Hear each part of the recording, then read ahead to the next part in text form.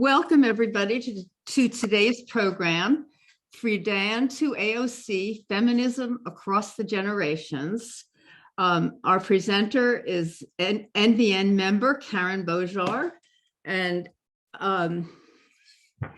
she has a bio that, is quite impressive and vast. And if you Google her, you will find that out. But I'm going to just speak very briefly about her. She's Professor Emerita of English and Women's Studies at the Community College of Philadelphia, a longtime feminist activist. She was president of the Philadelphia chapter of NOW from 2001 to 2009. She has been a member of the Philadelphia Commission for Women since 2016. Karen has written many books and articles on feminist activism and grassroots electoral politics. And in 2018, she published a book on the author Elena Ferrante. And I realized that I didn't tell you all about NVN. So what I will do is do that at the end. So here she is, Karen Bojar. And you need to unmute yourself, Karen. Okay, I figured it out.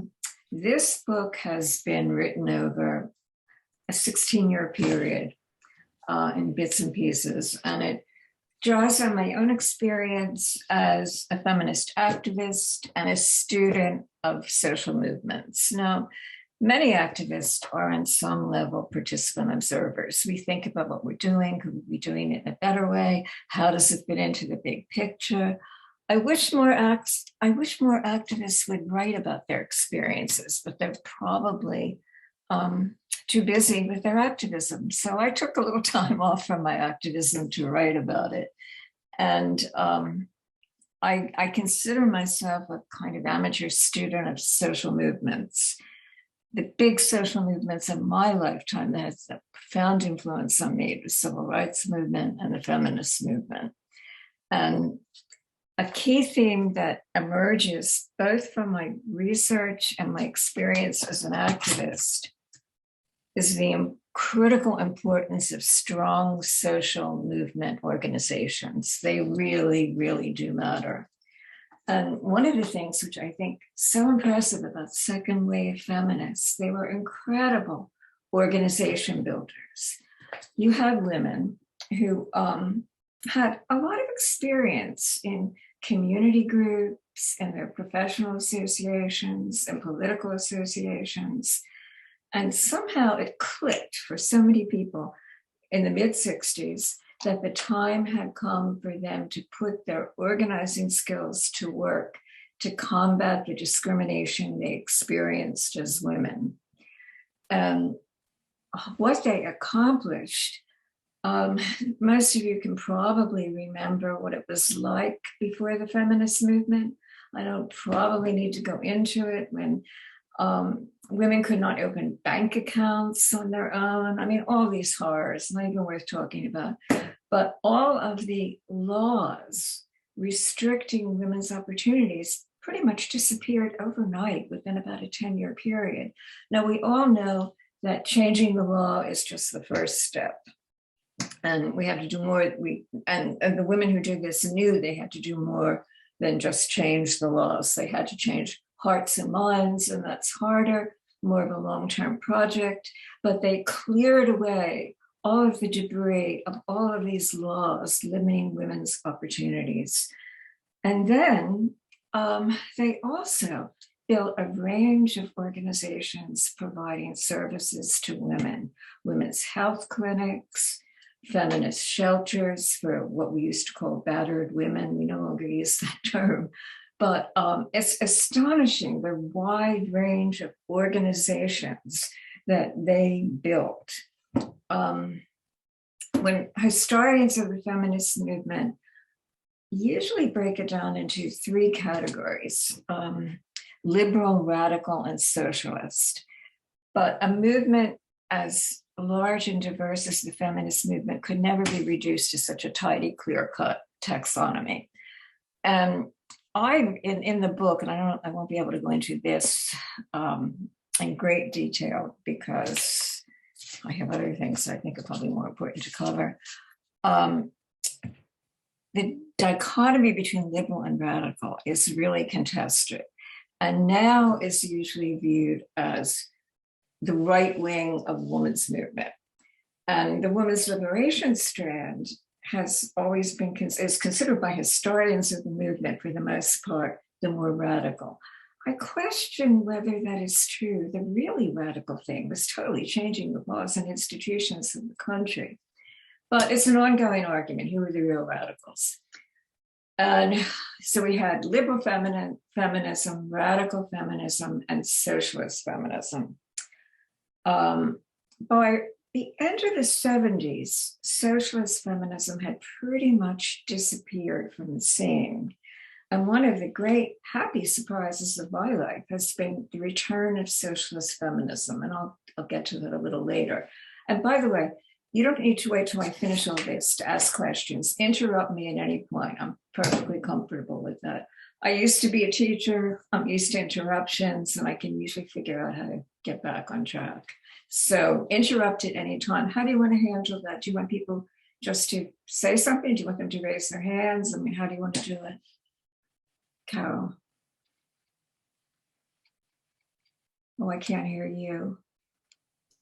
Yes, well, I thought that they would put questions in the chat. Okay.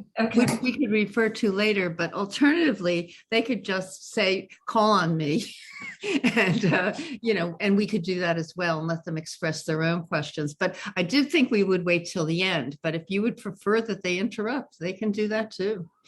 Sometimes people have a question that they want to address at that point. It's a small group. If we had 30 people here, I don't think I'd want them to interrupt, but with a small group, it's really not a problem.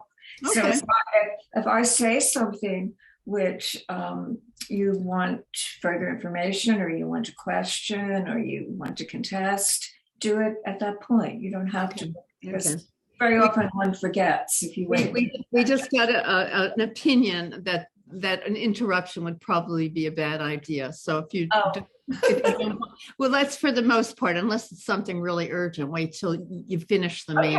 Okay, whatever, however you want to do it. Well, another thing that we can do is just, on the reactions, we could just raise our hand. Gloria. Okay, but that'll be at the end. Okay. Okay, so I focused on now in the first part of the book because it was the main engine of social change. And it was the organization that had the most to do with the victories in state and national legislatures and in the courts. So now gets that. It had help from a whole range of other organizations, such as women's music festivals, bookshops, all kinds of organizations which change the way we think about gender relations. But the organization that changed, in a sense, the rules of the game was NOW. It is generally viewed as an organization that was started by white upper middle class women. And that is true. I mean, that's how NOW began. And Betty Friedan had this idea that she was going to create an organization of elite women. It was why she went after Ernesta Ballard, who was the first president of Philadelphia Now. Most of you probably heard of Ernesta. Some of you might have known her. She was an amazing woman. A Republican of all things, but she was a strong feminist.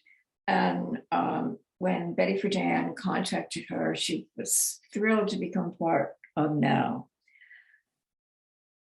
Some of you may have read or be familiar with Susan Brown Miller, journalist. She wrote Against Our Will, a highly regarded journalist. She wanted to join NOW.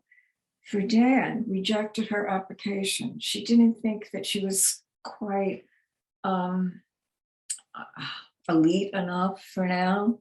So Friedan had this conception of NOW as a relatively small pressure group made up of elite women. However, what was starting to happen at that time something was percolating in the grassroots. More and more women were getting interested in feminism. They wanted to join now. They did break through. They developed their own chapters. And Friedan really lost control of the organization she founded because women all over the country were creating feminism. And there was tremendous appetite for the consciousness raising groups, which were springing up all over the place, and you probably remember them. Many people and now did not particularly like the idea of consciousness raising groups. They thought it was a distraction from the political fight.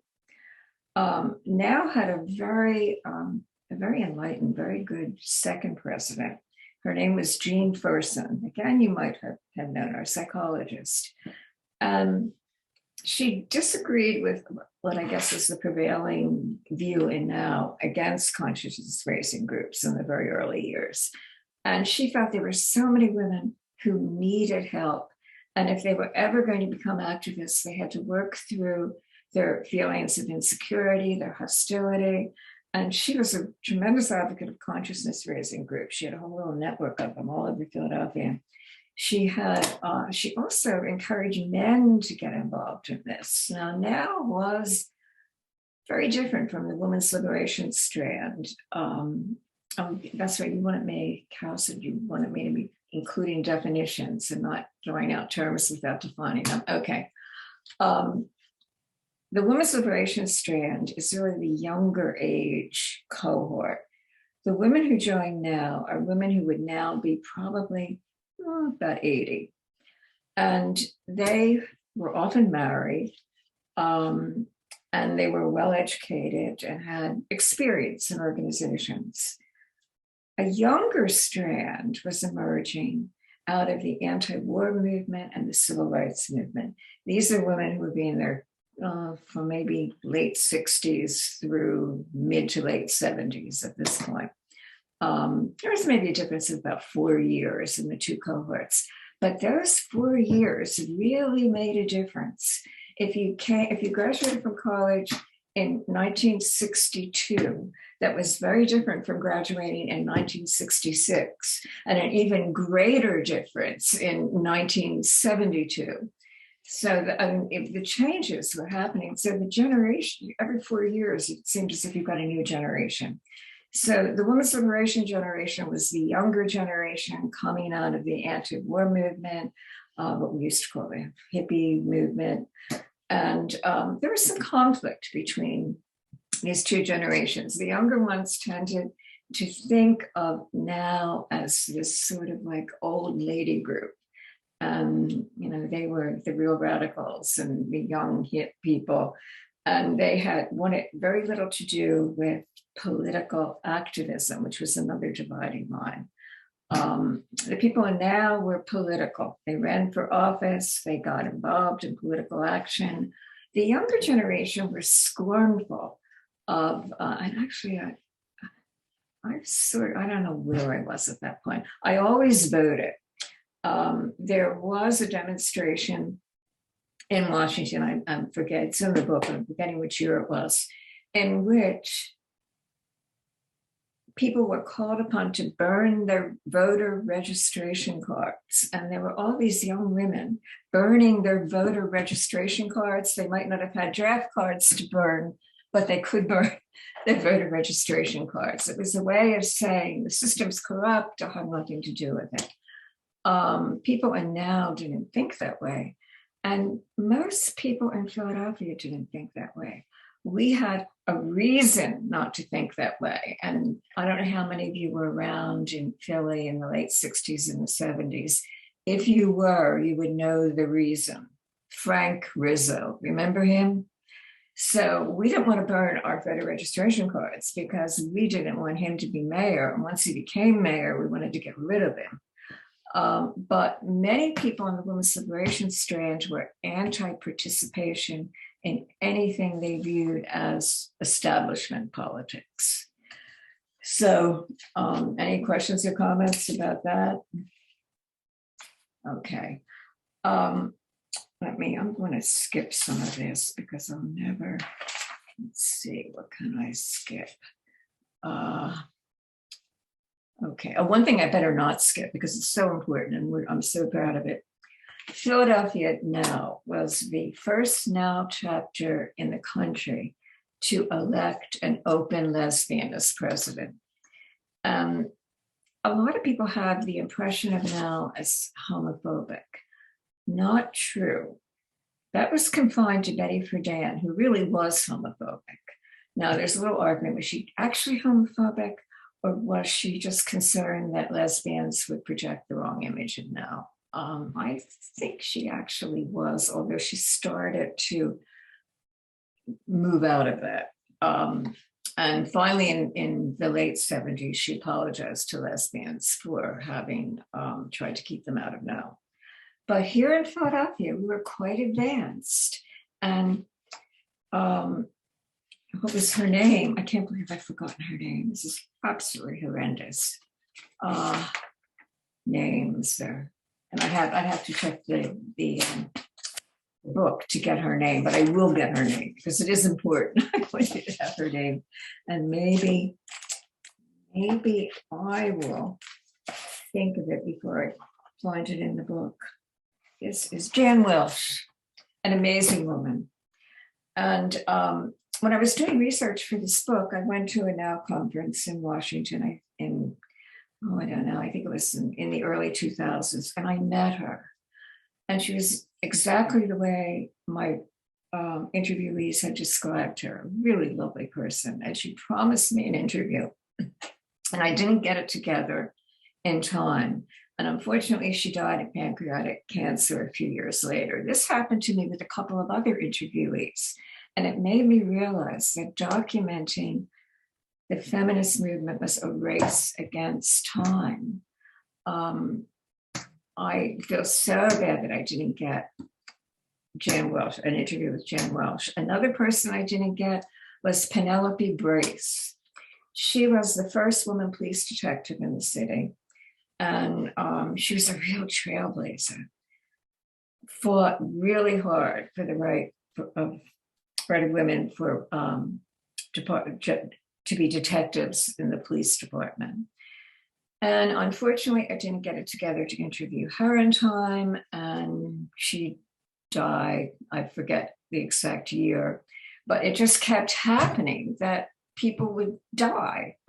And when I've given this talk to younger women who are doing research in women's history, one of my main messages, don't wait. If you have somebody who wants to give you an interview, hurry up. You might miss the opportunity.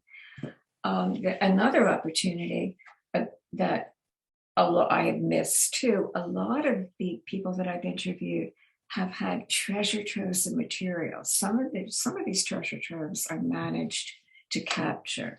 And there was a point when I was surrounded by about 20 boxes of archival material from Now. But there were others that I didn't get to in time. And as I speak, there is all sorts of rich archival material about the feminist movement in shoeboxes, in closets, in basements, in attics. So if any of you have access to that, we have a great resource in Philadelphia, Temple Urban Archives. Are people familiar with that? That's where I took all my Now material. And if you have any material about social movements in Philadelphia, get it to Temple Urban Archives. Or there are other archive places which will take archival material, but it really is important to try to get this material documented before it disintegrates. So anyway, now to skip ahead a little bit, the 1970s were a period of incredible victories. You just can't chart them all. Getting rid of the classified ads. Does anybody remember when classified ads were organized in terms of jobs for men only, jobs for women only? Now had a lot to do with changing that. And when people are ready for a change, all of these things happen very, very quickly. One, and the newspapers were resisting it. They were saying that our customers will be upset, And they have a constitutional right to have this material presented in a way that is easy for them to handle. We as newspapers have a First Amendment right to do it the way we think is best. Well, finally, the Supreme Court struck all that down and it was gone. Now, that doesn't mean that there was easy access for women from that point on, but at least that legal obstacle was gone. The same thing with the police department. Even though, Penelope Brace went to court, she fought in court with a lot of help from Now and broke down the barriers, but there was still harassment on the police force. There was this horrible police commissioner whose name, Charles O'Neill, I believe that was his name, was just so incredibly cruel. He refused to have uniforms made to fit the female body. And there was all sorts of harassment going on. It wasn't until a really decent police officer, you may remember, Mort Solomon, came in that he actually commissioned uniforms that were made for the female body. But such petty cruelty. Anyway, changing the laws is not enough, but changing the law is essential and now push forward. It was most difficult, I think, from in the blue collar fields, very high level white collar. I mean, there was that glass ceiling, but the resistance on the part of blue collar men was just so intense. Police officers, firefighters, they were ready to fight to the death to keep women out of their turf. And we still have a problem with that. So anyway, the second wave feminists cleared the decks of all these horrible laws, but we still had quite a ways to go. And the movement had a lot of internal problems. This is America. What's our big problem? Racism. So of course we have racism in the feminist movement, and it's received a lot of criticism because of that. But I do think the feminist movement was way ahead of other sectors in this country and at least trying to address race. And now in 1975, had an amazing president. Her name was Karen DeCrow. You remember Karen DeCrow? We had a conference here in Philadelphia when she was president, a hotly contested Now conference. She won it was very, very close. And she was determined to change the direction of Now when it came to racial relations. She talked about how this cannot be a white organization. We have to fight racism as aggressively as we fight sexism. Well, she was way ahead of Now members. So she didn't get very far with that, but she was what we would now call an intersectional feminist. So if you hear people say that all of these Now members in the 60s and the 70s were racist, not true. There were some people fighting, but it was difficult. And in Philadelphia, the Philadelphia chapter did not want to address racism. One of the great things about the research I did, I uncovered something that had been completely buried. The existence of Germantown Now. There's a woman named Joyce Morris who moved to Philadelphia in 1979, and she wanted to get involved in Now. And she wanted to address racial issues as well as gender issues. And people were not happy with that. And they said, look, this is not what we're about. We have to focus laser-like on gender or we will make no progress. And then they point to Martin Luther King, the civil rights movement, and say, look, they would not have made so much progress if they had muddied the waters by dealing with gender issues. Well, I'm not so sure that's true. But anyway, the people in Philadelphia now were determined to keep the focus just on gender and on the ERA. So Joyce said, okay, I'm going to form my own chapter. and now had this great idea to deal with conflict. Anybody who was unhappy with the chapter could just break away and form their own chapter, as long as they could get 10 people to sign a form saying we want our own chapter. And the beauty of this, it kept everybody within the big 10 of now, and also kept all the dues flowing to National Now, which of course was part of the rationale for this. And it did make for some peace and quiet, because if Joyce had not had that option, there would have been a lot of conflict within Philadelphia Now. However, on the other hand, if she did not have that option, then Philadelphia Now would have had to deal with it, and there are conversations which needed to be conducted, which we would have had. So it's a mixed blessing. It kept the peace, but it also prevented us from really dealing with those issues.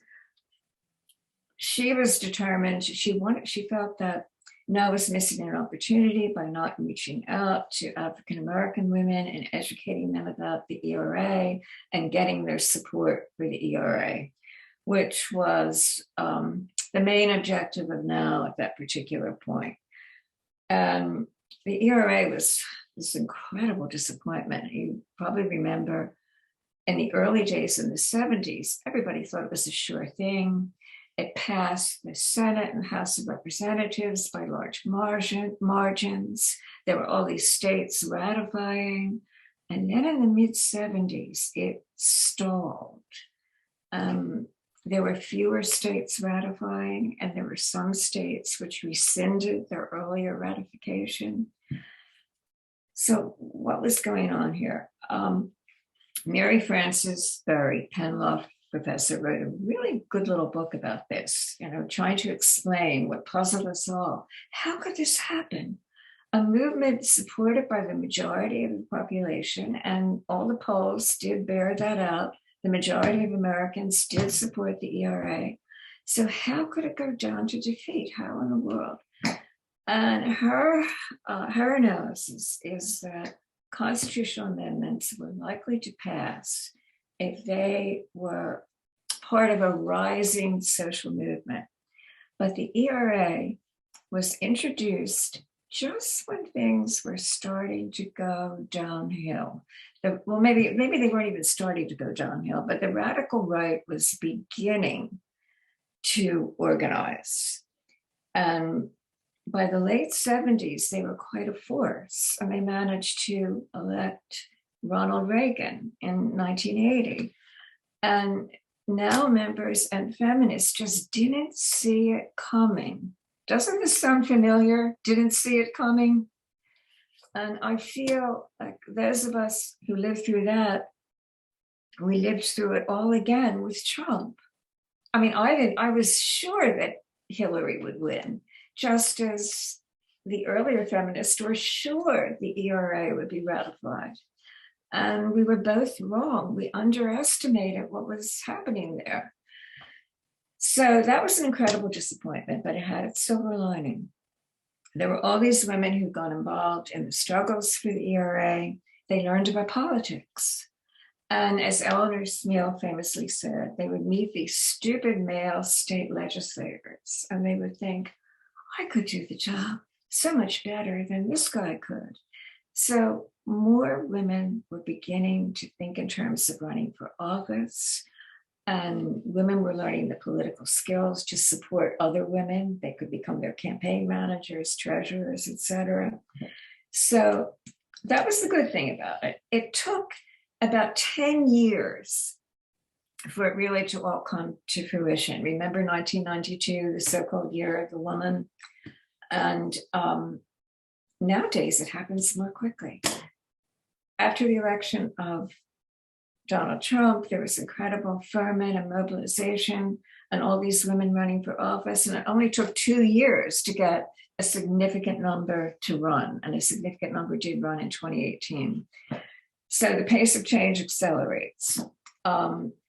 Anyway, the ERA was the loss of the ERA was an incredible disappointment.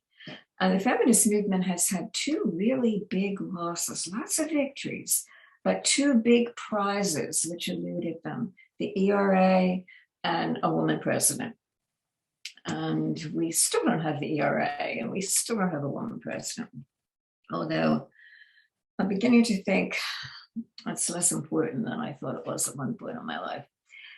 Anyway, Berta Taylor is a historian who's broken the feminist movement down into three categories. And if I can remember them without my notes, she calls one the Feminist Awakening from 1961 to 1971. That's when we began to get the first stirrings of second wave feminism. Then the feminist heyday from 1972 to 1982. 82 was, of course, when the ERA was defeated. And the feminist heyday was when we had all these victories, all those laws were changed. And then after 1983, she calls the feminist abeyance. But was it really an abeyance? There a lot was happening, and what was happening during the period that after the ERA was defeated was feminist service organizations were flourishing.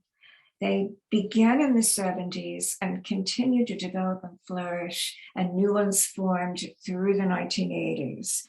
Philadelphia was particularly rich in service organizations. When I interviewed Alison Schwartz, I have a really interesting interview with her in my book. She attributes it to what she called the rich tradition of nonprofits in Philadelphia. And that the city was really willing to support these organizations. And we also had a funding network, which is still with us, Women's Way, which also provided considerable support and financial support, and also a network of women who were involved in service organizations could support each other. The main service organizations in Philly, as in most places, fell into two categories. Organizations devoted to providing services for victims of violence against women. And we have WAR, Women Organized Against Rape, and Women Against Abuse. And then the second category, organizations dealing with women's health. And we have Allison's organization, Blackwell Women's Health Center, among others. So quite an array.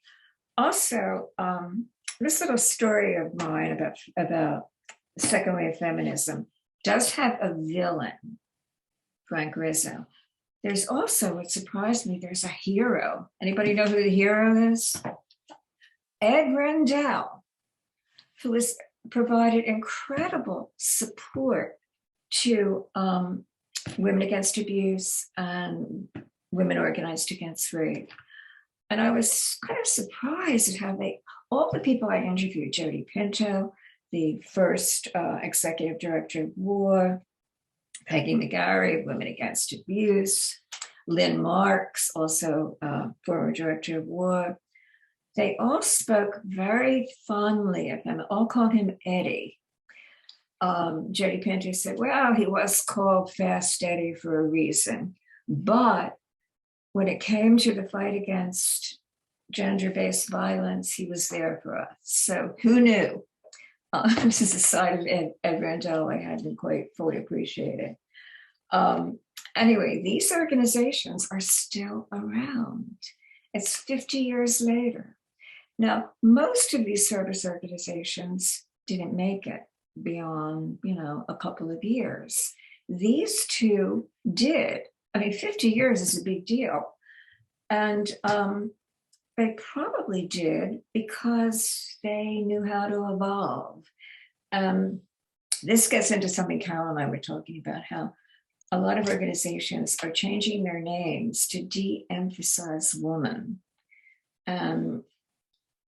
WAR is now WAR Center for the, Center for Victims of Sexual Violence, but it's de-emphasized Women Organized Against Rape. And Women Against Abuse has de-emphasized that to some extent. And of course, they're right. There are boys and men who are victims of gender-based violence, especially men in the LGBTQ community. So it does make sense to broaden it. But there's a part of me which is a little anxious about the way women are sort of disappearing from the names of these groups. And we have what's happened to the Women's Medical Fund. And you might want to say a few things about that at a later point. The Women's Medical Fund was founded in 1985 to provide funds for abortions, because we had the Hyde Amendment, which you're probably familiar with, and maybe we're getting rid of. The Hyde Amendment, which did not, you don't think so? The Hyde Amendment, which prohibited federal funding of abortion, prohibited federal funds used to pay for abortion. So Women's Medical Fund was formed, and some of the people who were involved in it initially said, I don't think we should be doing this. It's kind of a Band-Aid. We should be fighting the political battle rather than becoming a service organization. And then others said, well, don't worry about it. I mean, the Hyde Amendment will go away. We're going to defeat this. It'll be gone. This is in 1985. It's now 2022. We still have the Hyde Amendment.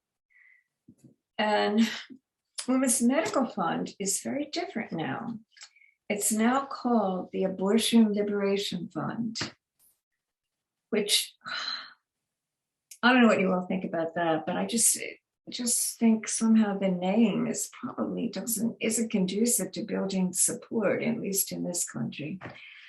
But I've talked to a few people about it, and they said, look, these are young women, they're really good, they know what they're doing, they have a different way of doing things, they use different terminology, so relax, the organization's in good hands.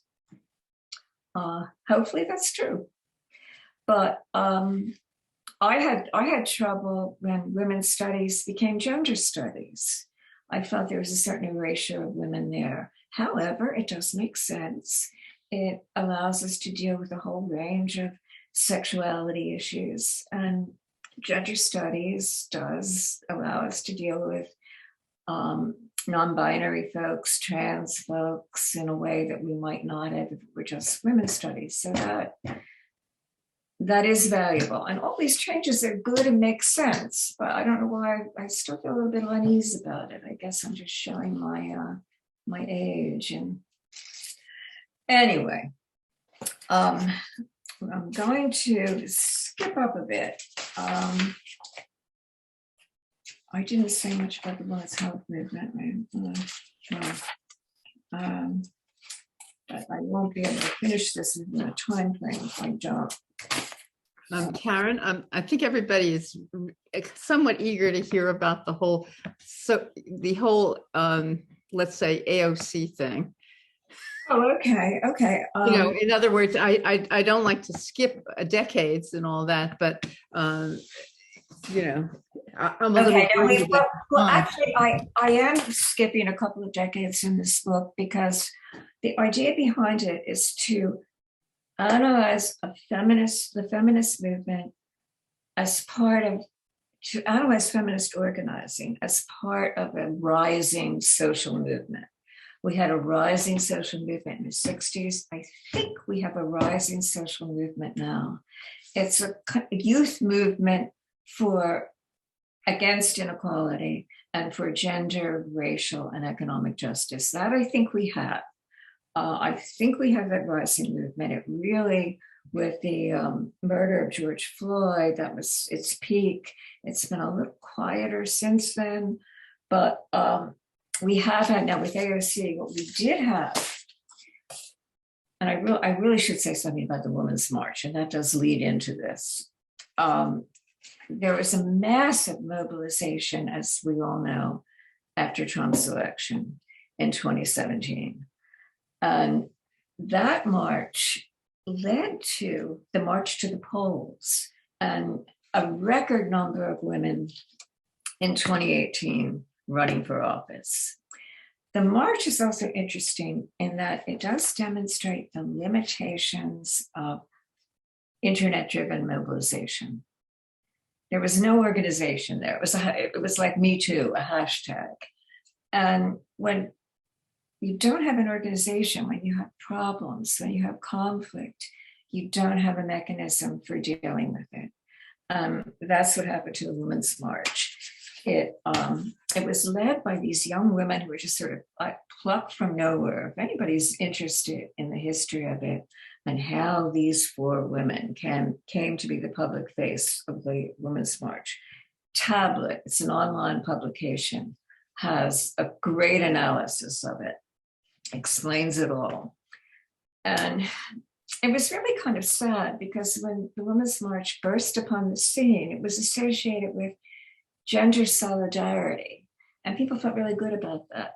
But a couple of years later, it became associated with splintering along lines of race, class, religion, and you probably remember the horror of Tamika Mallory, who was one of the co-chairs, hanging out with Louis Farrakhan, and that got a lot of people very, very upset.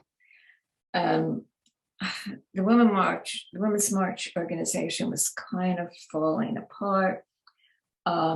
Each year, the participants got lower, really low point in 2019. So they decided they had to do something different, and they were going to get new officers and have a whole new organization. It didn't quite work out because they did the same thing. They had a new board member, Zahara Bilou, who was a notorious anti-Semite. They did it again, twice, the same mistake. And I haven't heard anything about Women's March, Inc. I think they've fallen apart.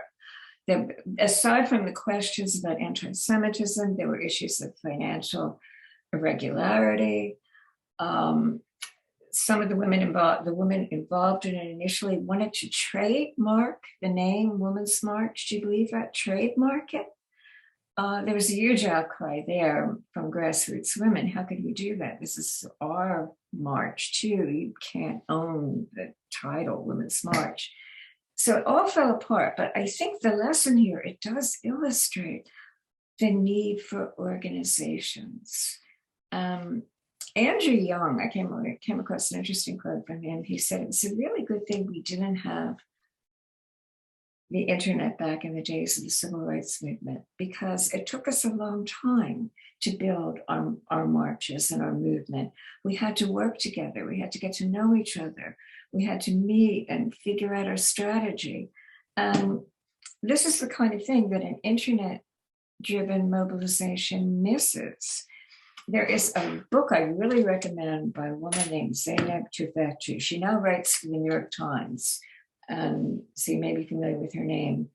But she came up with the concept of the tactical freeze. And she said, when organizations, when these internet-driven mobilizations have conflicts, they have no way to work out their conflicts and move forward because they have no organizational mechanism for resolving disputes. And what they're dealing with is a tactical freeze, and they collapse. And that is what has happened to the Women's March. Now, sometimes the hashtag can be quite successful. Me Too was really phenomenally successful without an organization behind it. But there's a question about how far does a hashtag go? And when it comes to changing institutions and laws, we still have a ways to go, and I'm not sure you can really get federal laws changed without organizations fighting for it. Also, the issues of due process came up, and they're very, very difficult to figure out. And if you don't have an organization in which people can wrestle with this, it's hard to figure out how to deal with it. And for so long, women were not believed. So the cry was believe women. But it doesn't necessarily mean that every allegation made by a woman is true. So how does one respect women, believe women, take this seriously, but also have some degree of due process. And that's a tough one.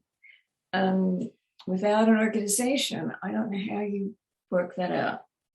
Now, AOC, and we have a whole new generation of young women who are running for office.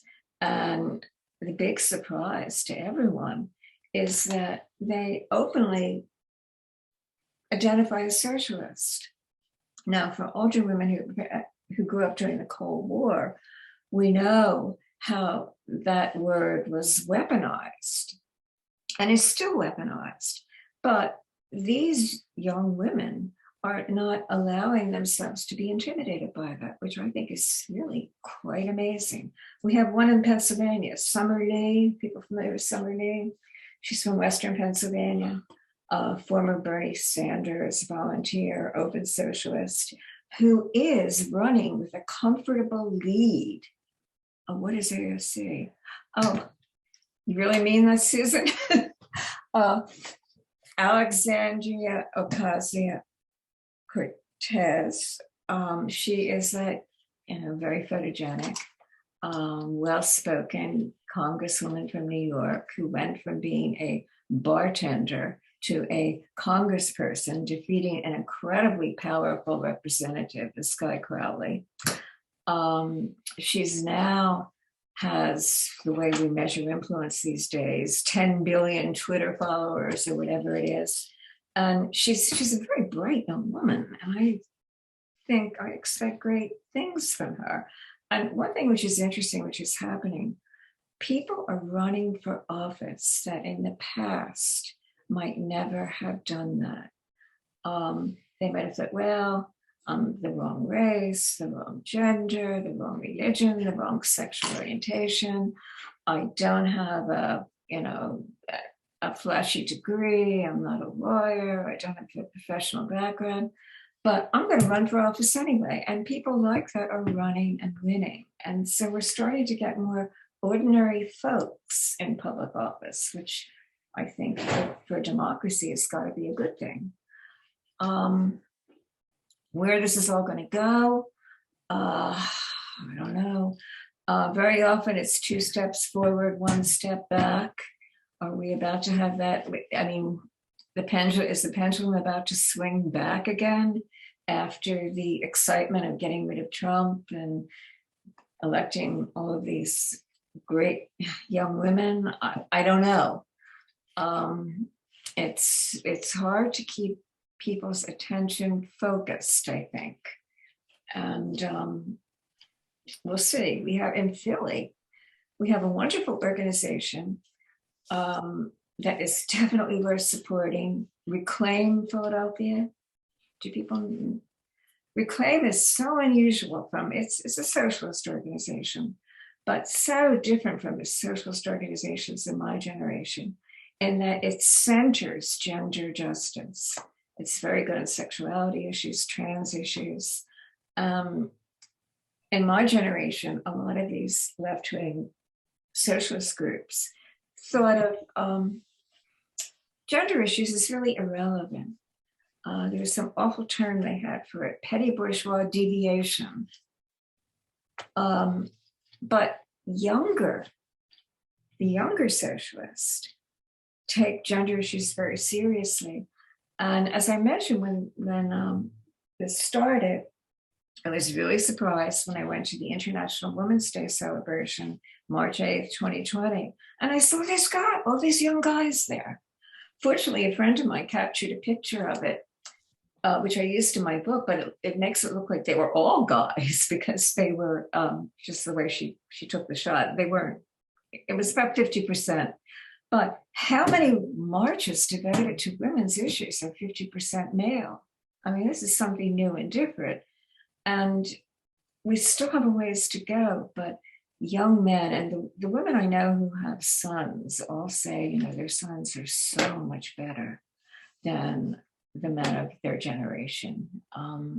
They may not do 50-50 housework, but they do a lot and they do childcare. And they're just much more, at least it's true of educated young men, respectful of women. than previous generations. Hey, Karen, we're running a little late, and Oh, yeah. This is fascinating, and I, enjoy more and more and more. But let's see if there are any really. Now, I want to hear what other people have to say. Yeah. That's why I wanted you to interrupt me, because I thought, if you don't interrupt me, I'll just go on and on. Well, strangely, we don't actually have, we have a couple of comments, but sure. one thing is that people wondered, you mentioned a couple of things that people ought to read or check out. And I thought maybe we could do a little follow-up with some of the citations or links or whatever.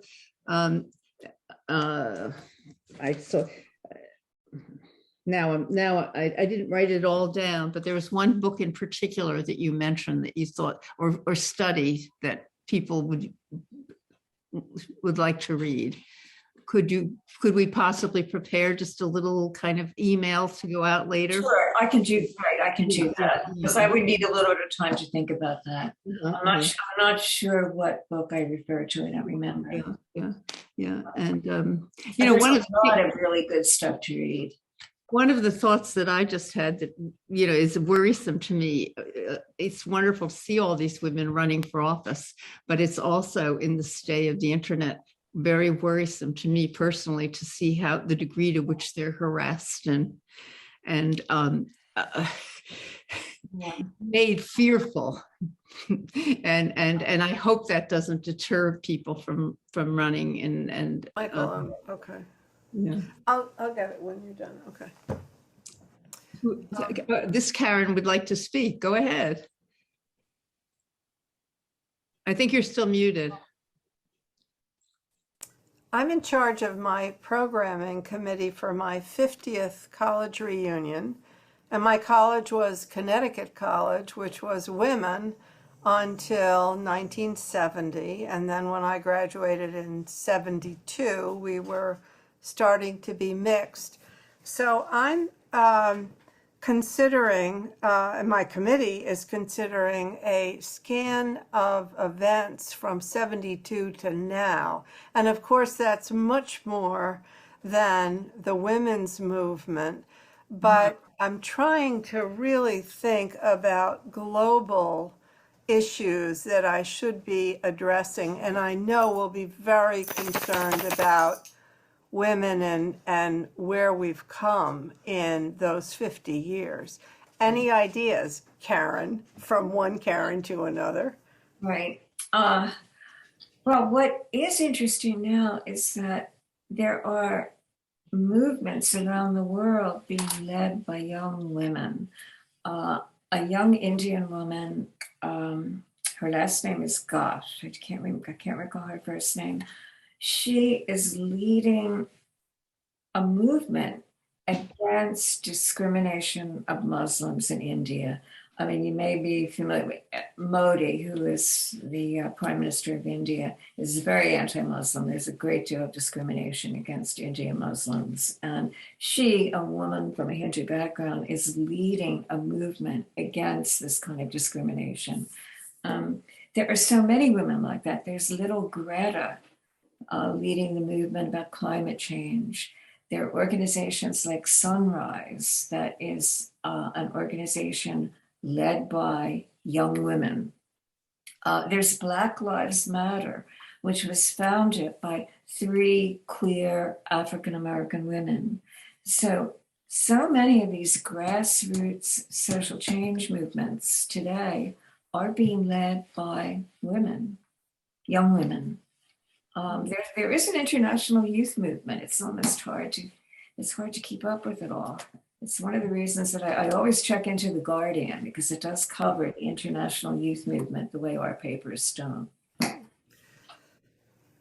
So thank you. When I look, I'm trying to sort of capture a global idea, and all I can come up with is how should we be thinking about these changes and where we're going. But I think I don't know. Well, I'm happy to let you know what we come up with. It is an extraordinary span of events from 72 when we graduated, and we were part of the strike, the college strike in 70, and just moving from there to now is a lot of events to cover, both men and women, and politically. So anyway, thank you for your thoughts. But think about climate change and Greta Thunberg and Sunrise. Oh, yeah. That's something, people are focused on now, or should be focused on. Yeah. Increasingly focused on. And as well they should be.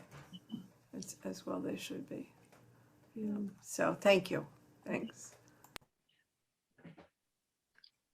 Are there any other pressing questions out there? Gloria, I thought for sure you had one. Oh, Dina?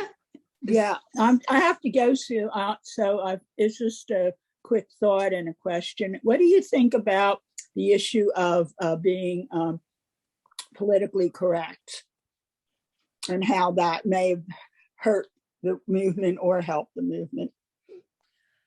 Well, okay, I think that idea has been really weaponized by the right. I don't think. There's this idea out there that there are all these like narrow-minded left-wing people who are concerned about cancel culture. They're trying to cancel everyone. Right. And there may be some of that, but I think it's greatly exaggerated by the right wing. And I don't see, I see the attempts at censorship in public schools, banning books, limiting what teachers can say. That I see as a much, much greater threat than any intolerance on the left. For one thing, the intolerance on the right often has institutional backing.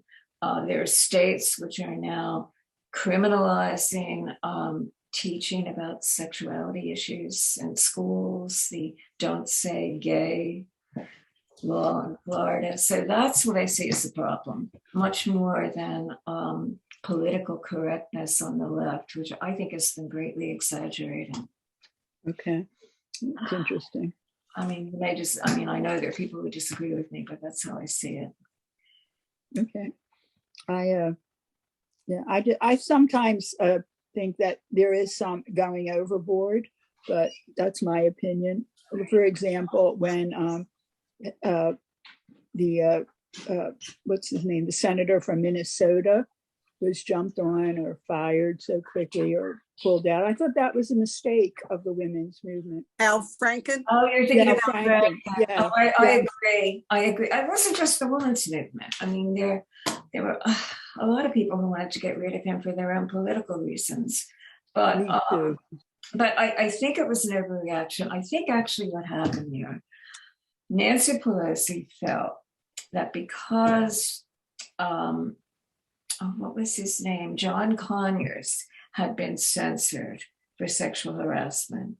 If the Democrats did not also go after Al Franken, they would be accused of racism. They're going after the black guy, but not the white guy.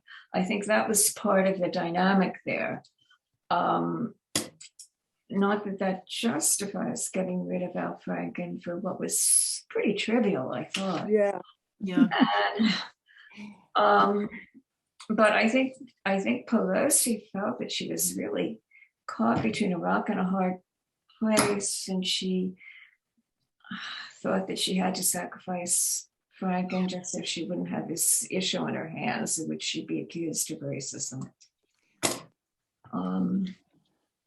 But I keep hoping Al Franken will run again. He could.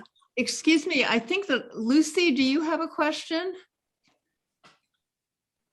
Lucy. Actually, it's Steve has a question. So he really has been. You gotta go. Thank you. I've been listening. I'm in the room making dinner, but I've been listening. What is the women's movement or women's groups doing to counter the pummeling of abortion rights especially in the southern states, Texas, Tennessee, Kentucky. I mean, Mississippi. If these states get away with what they're doing, it's going to spread.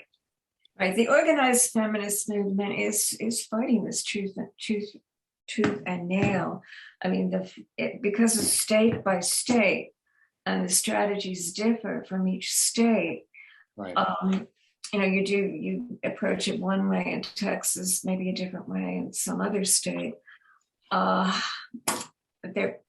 is pushback, but it's hard. Yeah. And I think we need to change the. I mean, this sounds so simple. We need to change the people who make the laws, who are in the state legislatures pushing this. However, for people like us who live in this deeply blue patch, our legislators are all going to be okay. So what can we do? We can send money to people in other states, but if we were young enough and had the energy, we could go and work on these campaigns. Wait, Barbara, wait. Okay. Wait. I think there was a question from Lois. Thank you. Hi there. Thank you for your talk. So I write a feminist domestics column. I have a feminist cleaning and domestics business too, where we believe that we're directly undercutting the systemic and patriarchal pressures that are put on women. And we go in and we aid families with really valuing what's been known as stereotypical women's work. So that's one part of my business. But the other part of my business is I work directly with men and I teach men how to be equal participants in the home.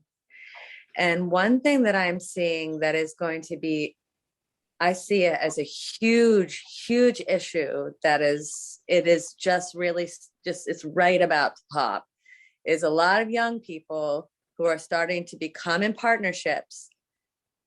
It's not what they thought it would be. And a lot of young men aren't getting how they were raised and what they were promised. And women now, and young people now are just trying to reconcile what to do. And nobody knows what to do. So there's just all this tension, which is a lot of what I love doing the work that I do, because I see that there's a huge need for the work that I do, but I don't know how to connect with other feminists or people to even mentor me to how to guide these young people. I'm like, right, I'm in them, and I'm still, I'm still young, I'm 38, but a lot of these people that I'm working with and that work for me are in their 20s, and I have 3 teenage girls. So it's hard for me. And I wanted to know even how can I connect to a bigger community to help with this pretty drastic problem that's going to be even more of a problem in a few years. Mm-hmm. I'm not the person who can probably can be terribly helpful here, because most of my feminist work has been in political action. Mm-hmm. And you're talking about really kind of feminist therapy in a way. So I'm not sure where you would go for that. Mm-hmm. I can ask around and try to get back and see if I can be helpful in any way, but it's kind of outside of what I've tended to do. I've tended to work in a political arena. Okay, thank you. Now you do have one of the great things now, though, is that healthcare plans are covering therapy more than they used to. I don't know whether they cover, you have to be licensed a certain way before it would be covered, but there are resources now that we didn't used to have for what I'm calling, for lack of a better word, therapy. So are you having trouble, are the people you're trying to help having trouble paying for the services they need? Are they having that difficulty? It's not that. I think what I'm noticing and what I'm bringing to this discussion is that there is going to be a huge need, because we live in a culture that's cancel culture. We live in a culture that's like so ready to discard a certain way of being, I'm just seeing this as it's going to be a social problem. Well, I'm sorry. I just nothing comes to mind that would help. Yeah. Like understand is your problem. And I'll think about it. Maybe somebody else here might be able to. Lois, I have an idea. Just putting that out on the network, getting something that talks about this as an article Weaver's Way. I mean, and there are a lot of good therapists right around here. Right. For folks. So I think it's just letting people know in a general way that you're interested in feedback, whatever, because this is a community that loves to connect people to everything. You know? And you're right. This is a community filled with therapists. Right? I mean, that is so well, unfortunately, I think we're going to have to tie this up. Karen, do you have any final thoughts you'd like to throw at us, or? Well, I mean, these are all ongoing conversations. One never has final thoughts about it's like this. I mean, and you're right that this is a community which does like to make connections. Also, my guess is NVN's membership contains a lot of therapists, because therapy seems to be the profession that people can do well into their 80s and 90s. Therapists don't retire. So my guess is there are quite a few of them in NVN, and who might be able to, provide some useful advice. Yeah. It's just not my area of expertise. Yeah. Well, I think that I'm going to have to do the little farewell talk. Thank you so much, Karen. I mean, obviously, we could go on for a couple more hours, and maybe we'll have a part 2 one day soon. But I just want to tell everybody that I failed to tell you in the beginning, just in case, if there's anybody there who doesn't know about NVN, we're this fantastic community organization that supports seniors living in Northwest Philadelphia. And you can go to northwestvillagenetwork.org and find out all about us. And we're very happy to welcome new people at all times, and you will be very happy you did it. It's great. It's changed for some of us, it's been life-changing. And I would like to just announce what's coming up in the future. This Monday, April 25th, somebody who I think is present with us right now, yes, NVN member Ann Lee, will be reflecting on her career and retirement in the 4th of our Reflection series. And you don't have to register for that. You'll find in the announcements, the Sunday bulletins, there'll be a link to these, and but it's not something for which you have to register. So that's this Monday, April 25th at 7 p.m. on Zoom, of course. And then, and very importantly, although with some great uncertainty, on Sunday, May 1st, from 5 to 7 p.m. is our annual meeting, a very important gathering of the whole membership.